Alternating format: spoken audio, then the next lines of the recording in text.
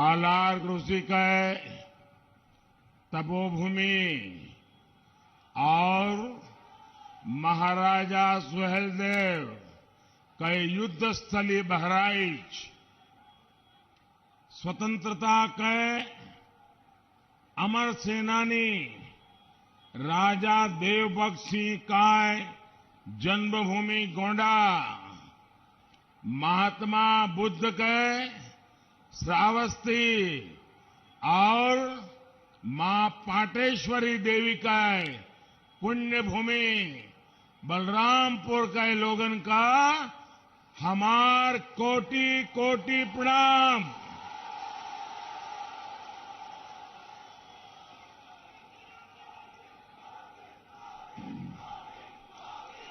सबसे पहले तो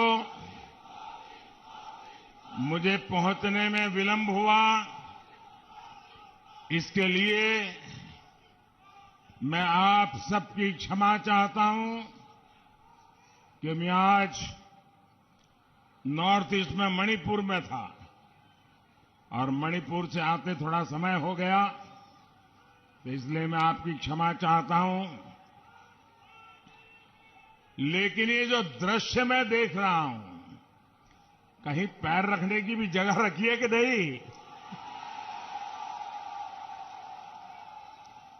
और जितने लोग यहां हैं, मैं उधर बाहर देख रहा हूं, पता नहीं उनको सुनाई देता होगा नहीं देता होगा, इतनी बड़ी तादाद में लोग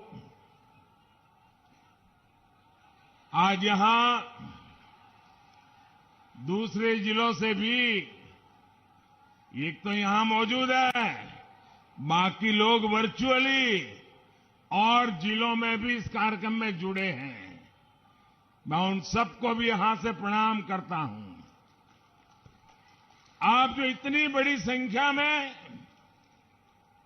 हम सबको, भारतीय जनता पार्टी को आशीर्वाद देने आए हैं, उससे साफ है कि यूपी चुनाव में इस बार भी जीत का चौका लगने वाला है, चौका।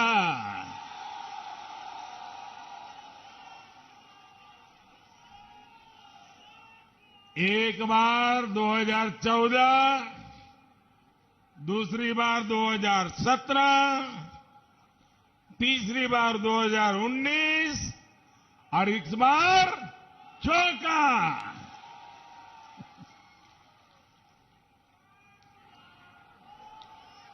यूपी के लोग 22 में भी गौर परिवारवादियों को हराने के लिए फैसला कर चुके हैं। भाई और बहनों, हिंदुस्तान का कोना कोना शौर्य और पराक्रम की गाथाओं से भरा हुआ है। हमारी मिट्टी ही हमारे मिजाज को तय कर देती है। हमारी मिट्टी ही हमारा व्यक्तित्व रच देती है। जिस धरती पर हम हैं, ये धरती ही महाराजा सुहेलदेव के पराक्रम की महक लिए हुए है। पिछले वर्ष मुझे उनके स्मारक के शिलान्यास का भी सौभाग्य मिला।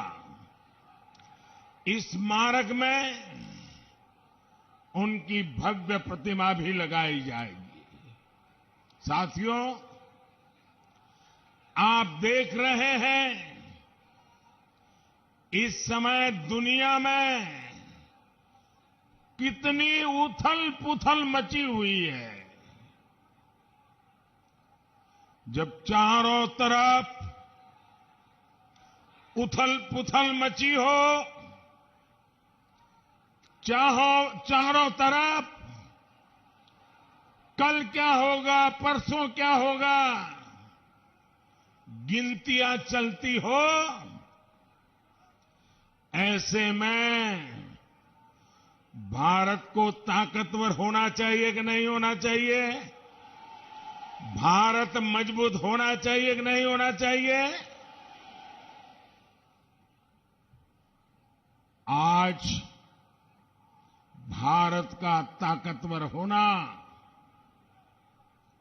न सिर्फ भारत के लिए, पूरी मानवता के लिए बहुत जरूरी होता है। आज आपका एक एक वोट भारत को ताकतवर बनाएगा। सहलदेव की धरती के लोगों का एक एक वोट देश को मजबूती देगा। आप देखिए, स्कूल में भी कोई ढीला ढाला टीचर हो तो स्टूडेंट को पसंद आता है क्या? जरा जोर से बताइए। ढीला ढाले मास्टर जी हो तो बच्चों को पसंद आता है क्या? बच्चों के परिवारजनों को पसंद आता है क्या? माँ भी चाहते हैं ना कि टीचर मजबूत होना चाहिए। चाहते कि नहीं चाहते? आपके इलाके में दरोगा भी बिल्कुल ढीला ढाला हो तो किसी को पसंद आता है क्या? दरोगा भी मजबूत चाहिए, ऐसा आपको लगता है कि नहीं लगता है? तो भाइयों बहनों, इतना बड़ा देश, इतना बड़ा राज्य, जिम्मेवारी भी मजबूत कंधों पर होनी चाहिए कि नहीं होनी चाहिए? और इसलिए भाइयों बहनों, जब टफ टाइम होता है, जब टफ टाइम होता है तो टफ लीडर होना भी जरूरी होता है। साथियों, हमने तमाम संघर्षों से लोहा लेते हुए आजादी से यहां तक का सफर तय किया है। हर भारतीय का ध्येय एक विकसित, समृद्ध भारत है। इस समृद्ध भारत के लिए उत्तर प्रदेश का समृद्ध होना, उत्तर प्रदेश का विकसित होना उतना ही जरूरी है। आज हम सभी आपके सामने इसी महायज्ञ के लिए आपका सहयोग मांगने आए हैं। उत्तर प्रदेश आज विकास के जिस रास्ते पर चल पड़ा है, उसमें डबल इंजन की सरकार उतनी ही जरूरी है। साथियों, मैंने 2014 से लेकर 2017 तक इन गौर परिवारवादियों का, उनका कामकाज, उनका कारोबार, उनके कारनामे बहुत करीब से देखे हैं। दुख होता है जब अपने स्वार्थ के लिए गौर परिवारवादियों की सरकारें जनता के हित को ही स्वाहा कर देती है। 2017 से पहले बस्ती, गोंडा, बहराइच, बलरामपुर के लोगों ने भी बहुत भेदभाव झेला था कि नहीं झेला था?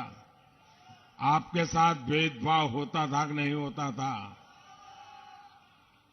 अब योगी जी की सरकार पिछले 5 सालों से हर वो प्रयास कर रही है जो आपके जीवन में सहूलियत ला सके, जो गरीब को सम्मान दे सके और निश्चित तौर पर इसमें बहुत बड़ी बाधा थी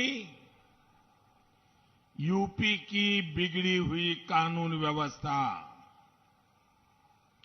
बीते 5 साल में भाजपा सरकार यहां की कानून व्यवस्था को पटरी पर ले आई है।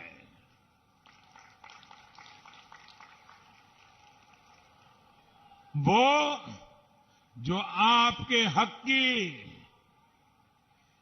जमीन पर बैठे थे, वो जो आप पर भय बनाकर बैठे थे, वो जिनके डर से आप घरों से निकलने से बचते थे, जिनकी वजह से हमारी बहन बेटियां परेशान थी, वो सब आज काबू में है।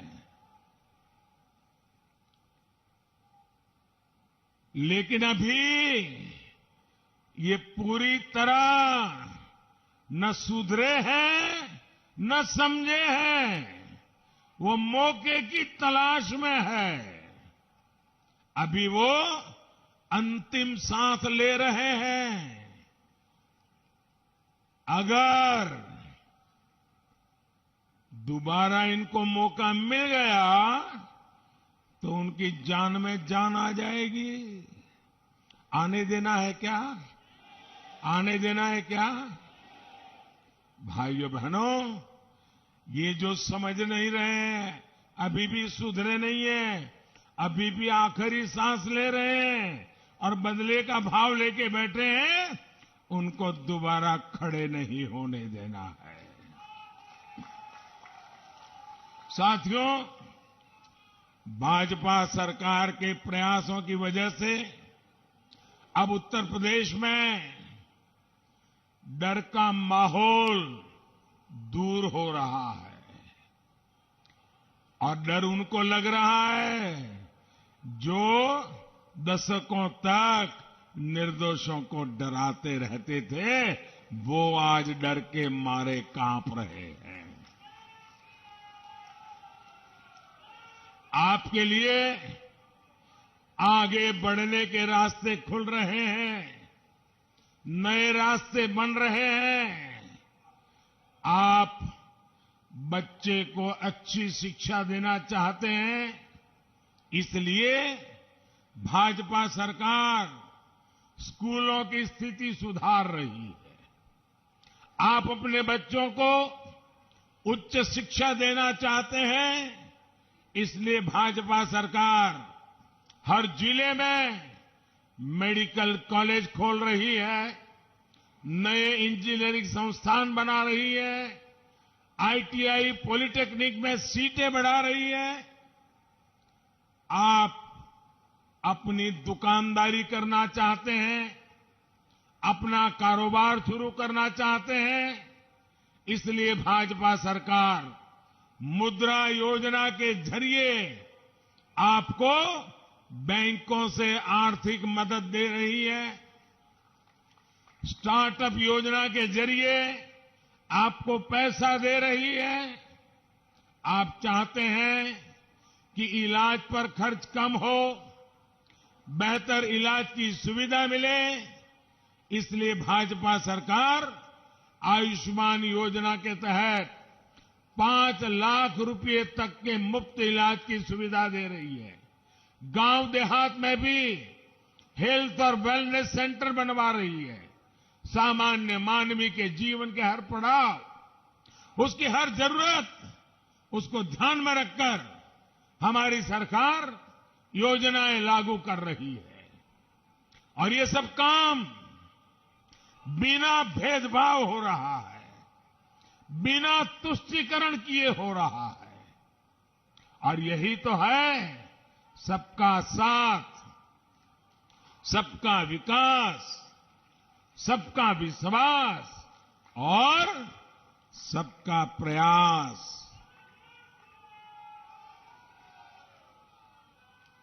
मैं आपको एक उदाहरण देता हूं। साथियों, आप सभी को पता है कि गरीब के घर में अनहोनी हो जाए, कोई दुर्घटना हो जाए तो उस परिवार पर क्या बीतती है। पैसे की कमी तो गरीब के जीवन पर दोहरा संकट ला देती है। गरीब की इसी तकलीफ को समझते हुए हमारी सरकार ने प्रधानमंत्री जीवन ज्योति बीमा योजना और प्रधानमंत्री सुरक्षा बीमा योजना शुरू की थी। और हमने प्रीमियम कितना रखा था? एक योजना के लिए सिर्फ 90 पैसे, यानी एक चाय की कीमत से भी बहुत कम, एक कप चाय से भी कम कीमत में रोज का 90 पैसा आपका बीमा उतारना। और दूसरी योजना के लिए हमने इन्हें कहा कितना था? 1 महीने का 1 रुपया, 1 महीने का 1 रुपया। इन योजनाओं के माध्यम से हमने गरीब को 2-2 लाख रुपए का सुरक्षा कवर दिया। 2-2 लाख रुपया। आज यूपी के 4.5 करोड़ से ज्यादा मेरे गरीब भाई बहन इस योजना से जुड़े हुए हैं। और आपको खुशी होगी, इस सुरक्षा की वजह से भी यूपी के गरीब परिवारों को बीते वर्षों में करीब करीब 1,000 करोड़ रुपए की मदद उनके खाते में सीधी पहुंची है। 1,000 करोड़ रुपया। हमारी सरकार संकट के समय कभी भी किसी का साथ नहीं छोड़ती, बल्कि गरीब परिवार का संबल बन करके खड़ी रहती है। भाई और बहनों, गरीबों के लिए सरकार की इसी संवेदनशीलता को आपने इस कोरोना के काल में भी देखा है, महसूस किया है। हम सबको पता है पूरी दुनिया में कितनी बड़ी भयंकर महामारी आई है। 2 साल हो गए।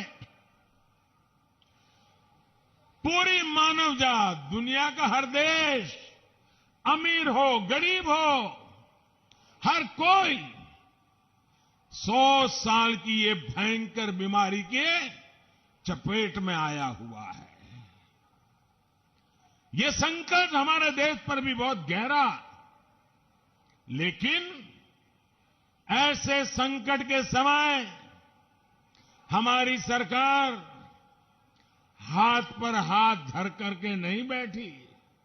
क्या करे, पूरी दुनिया में हुआ है, ये तो वायरस है, आने ही वाला है। हम रोते नहीं रहे, बैठे नहीं रहे।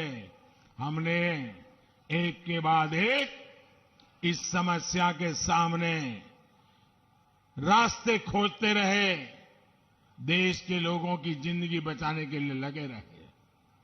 ऐसे कालखंड में कोई भी गरीब भूखा न रहे, किसी गरीब के घर में चूल्हा न जले, कोई गरीब का संतान रात को भूखे पेट सो न जाए, इसलिए हमारी सरकार अन्न के भंडार खोल दिए। दोस्तों, अन्न के भंडार खोल दिए। पूरे देश में, दुनिया को भी अचंभ होता है, 80 करोड़ लोगों को करीब करीब 2 साल से मुफ्त में राशन मिल रहा है।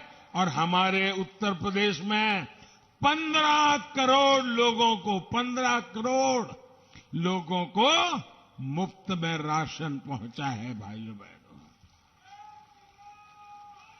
गरीब आज भाजपा को आशीर्वाद दे रहा है।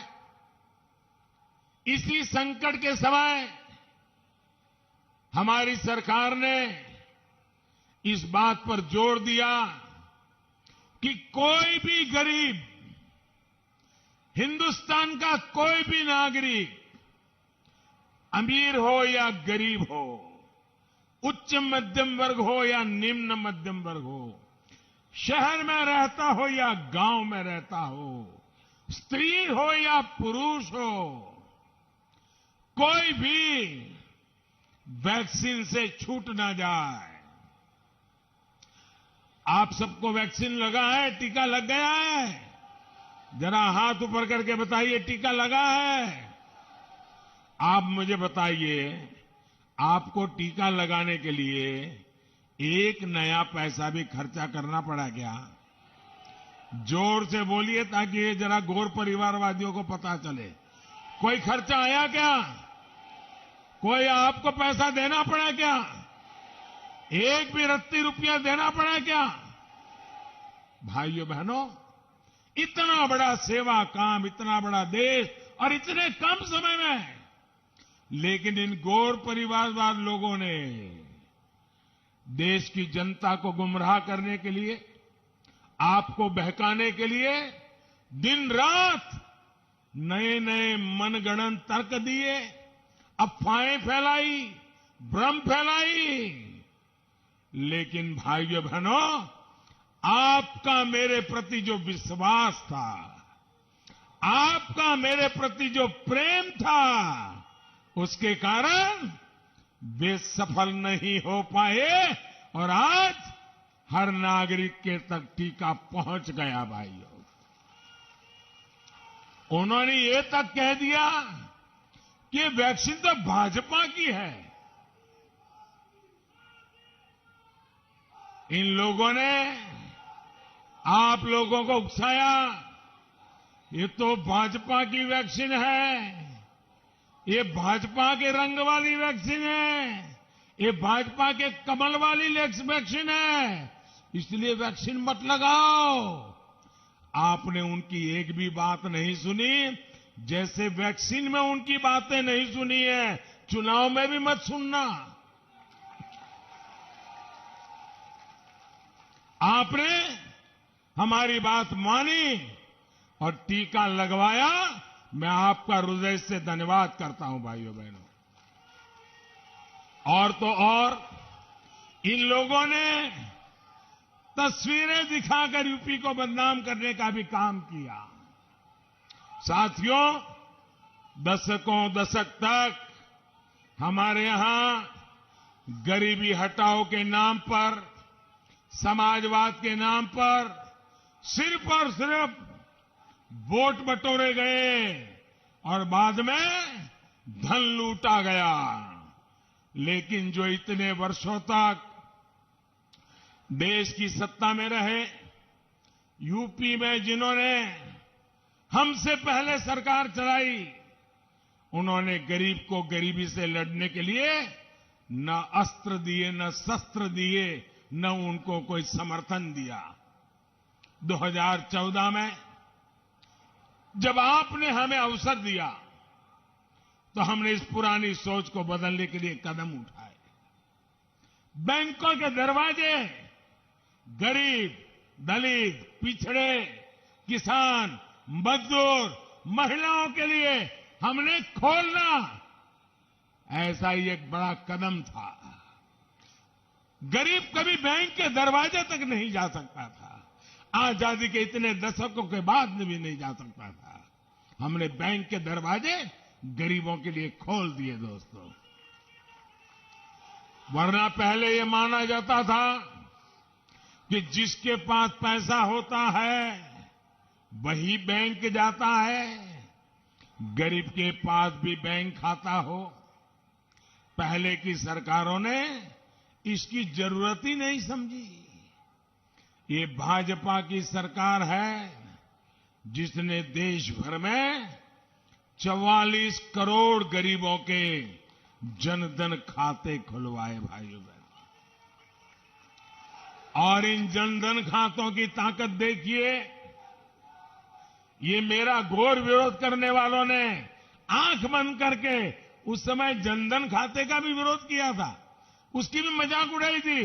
बोले लोगों के पास पैसे नहीं है, खाते खुल करके क्या करेंगे, ये जनधन खाता तो ड्रामा है, ऐसे ही बैंक के कागज खराब कर रहे हैं, ऐसी ऐसी बातें बोली थी।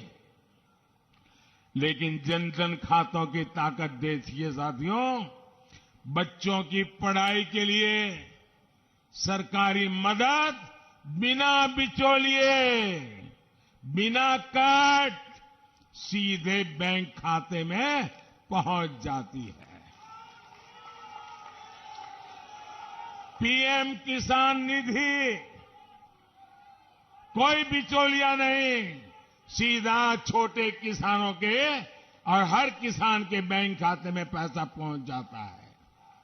फसल बेची तो पैसा सीधा बैंक खाते में आ रहा है।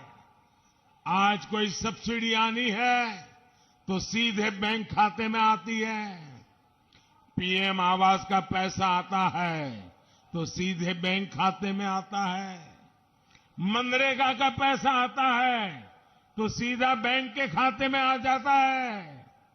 जो पहले आपके हक पर डाका पड़ता था, बिचौलिए जो आपका पैसा खा जाते थे, उनके लिए भाजपा सरकार ने दरवाजे बंद कर दिए।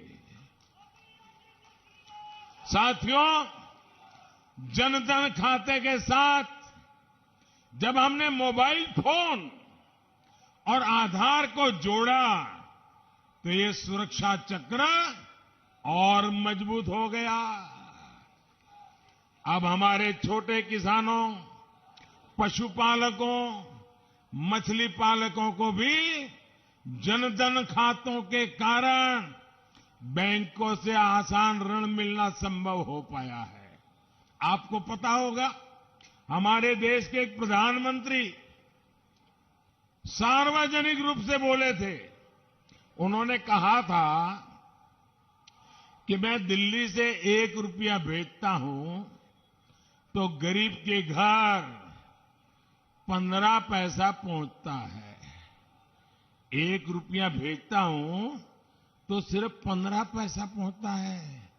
तो ये 85 पैसे किसके जेब में जाते थे भाई? ये कौन मार लेता था? ये कौन मार लेता था पैसे?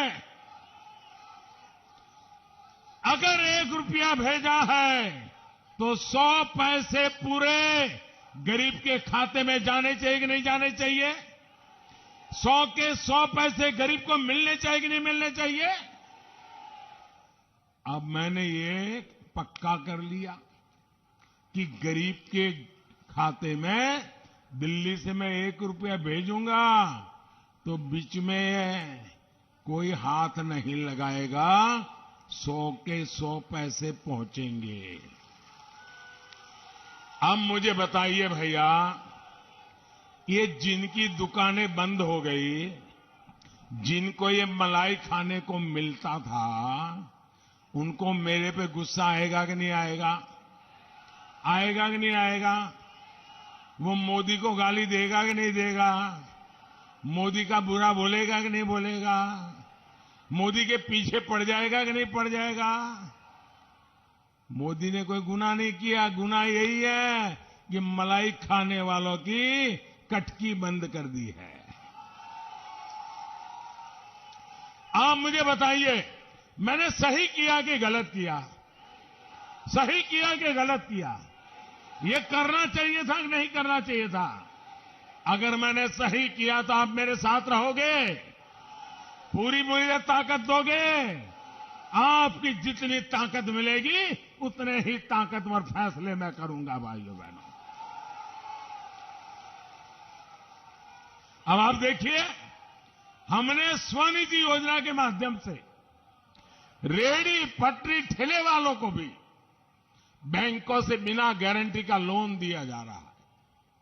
इस प्रकार के काम तभी होते हैं जब सही मायने में गरीब को सशक्त करने का इरादा मन में होता है। वरना दशकों से गौर परिवारवादी तो सिर्फ नारों से ही काम चला रहे थे। साथियों, आजकल ये लोग नौकरी को लेकर बड़े बड़े दावे कर रहे हैं। इनकी सच्चाई भी मैं आज आपको बताना चाहता हूं। यहां योगी जी ने 5 साल में करीब 5 लाख युवाओं को सरकारी नौकरी दी, जबकि योगी जी के आने से पहले 10 साल तक जो सरकारें चली, उन्होंने 10 साल में सिर्फ 2 लाख लोगों को ही काम दिया था, नौकरी दी थी भाइयों। 10 साल में 2 लाख और 5 साल में 10 लाख, 5 साल में 5 लाख लोगों को नौकरी दी भैया, भाइयों बहनों। और तब कारोबार क्या था? किसी की सिफारिश लगानी पड़ती थी, किसी नेताजी का कुर्ता पकड़ के चलना पड़ता था, गरीब मां को अपनी जमीन गिरवी रख करके करप्शन के पैसे देने पड़ते थे, तब जाकर के मुश्किल से बेटे का इंटरव्यू निकालता था। भाइयों बहनों,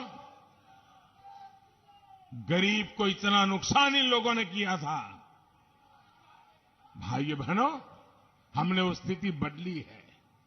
क्या युवाओं के भविष्य से खिलवाड़ करने वाले ऐसे लोग, क्या हम उनको माफ कर सकते हैं? ऐसे लोगों को माफ कर सकते हैं? ग्रुप सी और ग्रुप डी की भर्तियों में हमने इंटरव्यू समाप्त करने का भी बहुत बड़ा निर्णय कर लिया और उसका लाभ भी ये सब कटकी कंपनी को दरवाजे दिखा दिए। भाइयों बहनों, दरवाजे दिखाइए और गरीब को अर्जी करने पर योग्यता के आधार पर घर पे ऑर्डर आ जाता है। भाइयों साथियों, आज ये परिवारवादी लोग किसानों की भी बातें करने लग गए हैं। उन्हें लेकर भी बड़े बड़े दावे किए जा रहे हैं, लेकिन बहराइच का किसान इनकी सच्चाई भी जानता है। ये वो लोग हैं जिन्होंने उत्तर प्रदेश में दर्जनों चीनी मिलें बंद करवा दी। करवा दी कि नहीं करवा दी? चीनी मिलों को ताले लगवाए कि नहीं लगवाए? ये वो लोग हैं जिन्होंने यूरिया और खाद के लिए किसानों पर डंडे चलवाए। ये वो लोग हैं जो किसान को गन्ने की पर्ची के लिए तरसा देते थे। पिछली सरकार के समय बहराइच के 75,000 किसानों को ही सरकारी खरीद का लाभ मिल पाया था, जबकि हमारी सरकार ने सिर्फ बहराइच में गेहूं और धान के करीब 2 लाख किसानों से सरकारी खरीद की। यूपी के किसानों को छुट्टा जानवरों से हो रही दिक्कतों को हम गंभीरता से ले रहे हैं।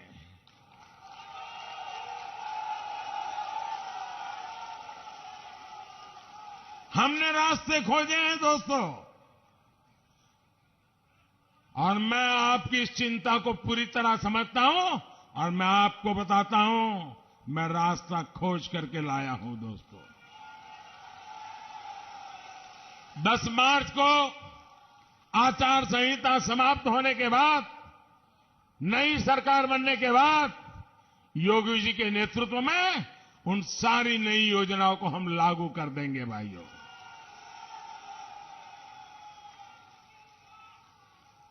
इन लोगों का काम करने का तरीका क्या रहा है, इसका उदाहरण सरयू नहर राष्ट्रीय परियोजना भी है।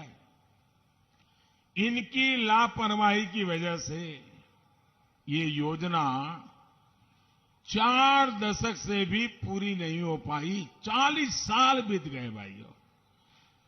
ऐसे लोगों की क्या जरूरत है? अरे आपके घर में काम करने वाला व्यक्ति अगर 2 घंटे तक काम करना पूरा है और 2 दिन तक नहीं करता है तो उसको रखते हैं क्या आप? रखते हैं क्या? उसको कहते हैं बाबा जाओ, तुम नहीं कर सकते हो, कह के देने हैं। ऐसे लोगों को सरकार में वापस लाओगे क्या? लाओगे क्या? 40 साल तक जो आपके लिए जीवन मरण का सवाल है, ऐसा पानी का काम लटकाए रखा। और देखिए बर्बाद कैसा किया रुपयों को। जब ये योजना का प्रारंभ हुआ था तब खर्चा होने वाला था 100 करोड़। 100 करोड़ में शानदार काम हो जाता, लेकिन 40 साल लटके रखा। जो आए उन्होंने कटकी की, हर किसी ने अपनी मलाई खाने का रास्ता खोजा और जाते जाते 100 करोड़ का काम 10,000 करोड़ रुपए तक पहुंचा। 10,000 करोड़ ये पैसे आपके थे जो बर्बाद कर दिए इन लोगों ने। आपकी कमाई के पैसे थे, इन्होंने बर्बाद किए हैं। इस योजना से बहराइच और गोरखपुर के बीच 9 जिलों के 30 लाख किसानों को सीधा फायदा होने वाला था। 30 लाख किसानों का इन्होंने गला घोंट दिया भाइयों। लेकिन बरसों के इंतजार के बाद आपको ये लाभ अब मिला है, हमारी सरकार के प्रयासों से मिला है। साथियों, बहराइच की ये धरती हमेशा से आक्रमणकारियों के मंसूबों को ध्वस्त करती रही है। देश के खिलाफ जाने वालों को यहां की मिट्टी माफ नहीं करती है। लेकिन इसी मिट्टी ने देखा है कि कैसे इन परिवारवादियों ने आतंकी हमला करने वालों पर अपना प्यार उड़ेला। जिन लोगों पर यूपी में एक नहीं कई बम धमाकों का आरोप था, ये लोग उन आतंकवादियों को जेल से रिहा करने पर पक्का निर्णय करके बैठे थे, साजिश कर रहे थे। ये उन पर मुकदमा नहीं चलाना चाहते थे। समाजवादी सरकार आतंकी संगठनों पर प्रतिबंध लगाने के तक खिलाफ थी। इसलिए मैं कहता हूं, जो लोग देश की नहीं सोच सकते, देश की सुरक्षा को ताक पर रखते हैं, वो यूपी का कभी भला नहीं कर सकते। भाइयों बहनों, आप मुझे बताइए, और जरा बहराइच से आवाज ऐसी निकलनी चाहिए कि इन गौर परिवारवादियों की नींद उड़ जाए। जवाब देंगे? आप मुझे बताइए, जो बम धमाके करके निर्दोष लोगों को मौत के घाट उतार दें, ऐसे आतंकवादियों को सजा होनी चाहिए कि नहीं होनी चाहिए? कड़ी सी कड़ी सजा होनी चाहिए कि नहीं होनी चाहिए? अगर फांसी का हुक्म होता है तो होना चाहिए कि नहीं होना चाहिए? अगर आतंकवादियों को फांसी होती है तो निर्दोष नागरिकों को उसका स्वागत करना चाहिए कि नहीं करना चाहिए? न्यायपालिका में विश्वास करना चाहिए कि नहीं करना चाहिए? आतंकवादियों के खिलाफ आवाज उठानी चाहिए कि नहीं होना चाहिए? अभी 2 दिन पहले अहमदाबाद के न्यायालय ने अनेक लोगों को फांसी की सजा सुनाई, जो आतंकवादी घटनाएं करके, बम धमाके करके निर्दोषों को मार दिया था। मुझे बताइए, ये न्यायालय ने सही काम किया कि नहीं किया? ऐसा काम होना चाहिए था कि नहीं होना चाहिए था? हमें न्यायालय का सम्मान करना चाहिए कि नहीं करना चाहिए? न्यायपालिका का सम्मान करना चाहिए कि नहीं करना चाहिए? लेकिन ये चुप बैठे हैं, चुप बैठे हैं, क्योंकि उनको मालूम है अब सारा खेल जनता के सामने खुल चुका है। कौन किसकी मदद कर रहा था, ये अब उत्तर प्रदेश का बच्चा बच्चा जान गया है भाइयों।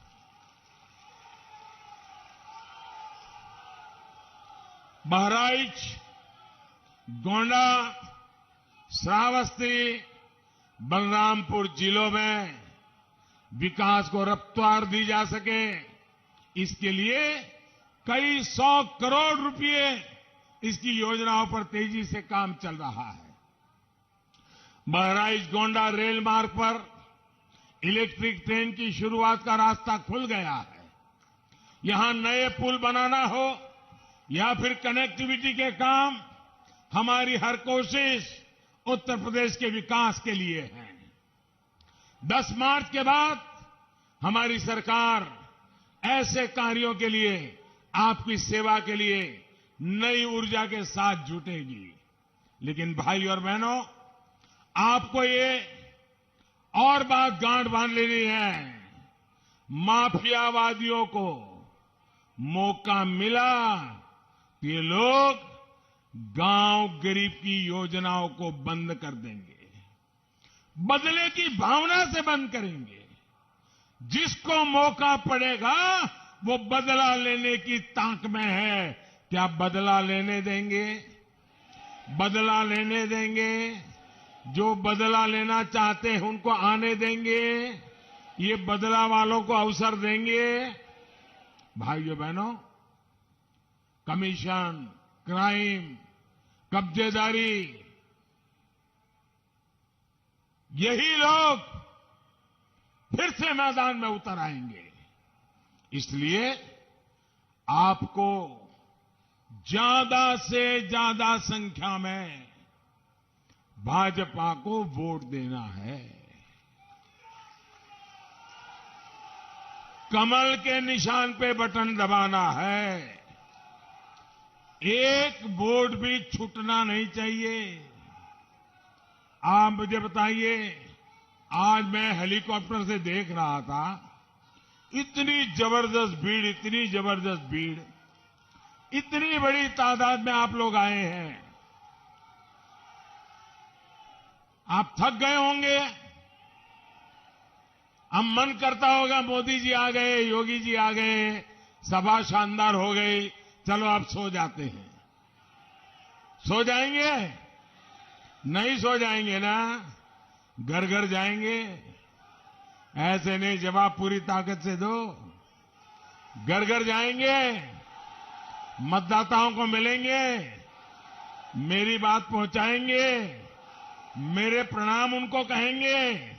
मोदी जी आए थे, आपको नमस्ते बोला है, बता देंगे और बताएंगे मोदी जी ने आपसे कुछ मांगा है।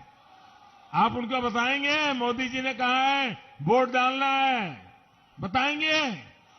कमल पे वोट डालने के लिए कहेंगे, ज्यादा से ज्यादा वोटिंग करवाएंगे। हर पोलिंग बूथ आगे निकल जाएगा, पहले से ज्यादा वोट करवाएंगे। पक्का? मैं आप पे भरोसा करूं? अरे मुझे विश्वास है दोस्तों, आपने जो सभा आज करके दिखाई है, आप इन सबको जिता करके लाएंगे, ये मुझे पूरा भरोसा है। भाइयों मेरे साथ बोलिए, भारत माता की। दोनों मुट्ठी बंद करके पूरी ताकत से बोलिए, भारत माता की, भारत माता की। सभी उम्मीदवारों से मेरी प्रार्थना है, आगे आ जाए, योगी जी भी आगे आ जाए।